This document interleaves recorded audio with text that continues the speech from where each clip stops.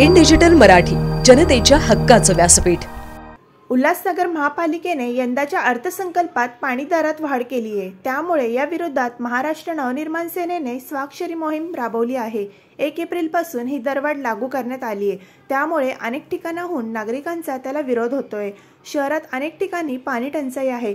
अनेकांना कमी दाबाने पाणी पुरवठा होतो। पाण्यासाठी असे हाल होत असताना ही दरवाढ अन्यायकारक आहे। पाण्याच्या दरात केलेल्या वाढीबद्दल नागरिकांनी विरोध दर्शवावा यासाठी मनसेने ही स्वाक्षरी मोहीम सुरू केली आहे। या मोहिमेअंतर्गत नागरिकांचे म्हणणे प्रशासनापर्यंत पोहोचावे या उद्देशाने या आंदोलन सुरुवात केली असल्याचे मनसेने स्पष्ट केले आहे। उल्हासनगर महानगरपालिकेने 1 एप्रिल 2025 पासून भरमसाठ असं पाणी बिलमध्ये वाढ केलेली आहे। जिथे पाणी बिल 3600 होतं तिथे आता 8000 रुपये केलं आहे, जिथे 1800 होतं तिथे 6500 केलं आहे आणि जिथे 1200 होतं तिथे 3000 केलं आहे। असं भरमसाठ वाढ या उल्हासनगर महानगरपालिकेने केलं आहे। मुळात आमच्या शहरामध्ये जवळपास कुठे कुठे अर्धा तास पाणी येतं, कुठे 1 तास पाणी येतं आणि विदाऊट मोटर पाणीही येत नाही।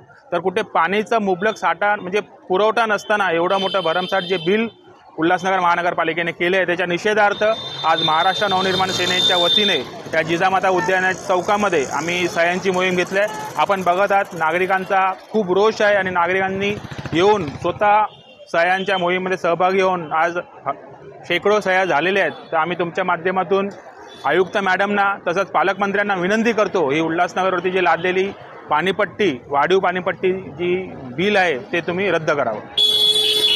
पाण्याच्या विषयी म्हणजे खूप ठिकाणी लिकेजेस आहेत, खूप ठिकाणी पाणी गळतंय, लाईन डॅमेज आहेत।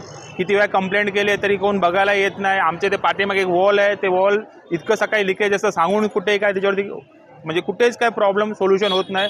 तरीही पाणी नसतानाही एवढी भरमसाठ कर हा महानगरपालिकेने उल्हासनगरच्या जनतेला जे लादलेलं आहे त्याचा आम्ही निषेध करतोय।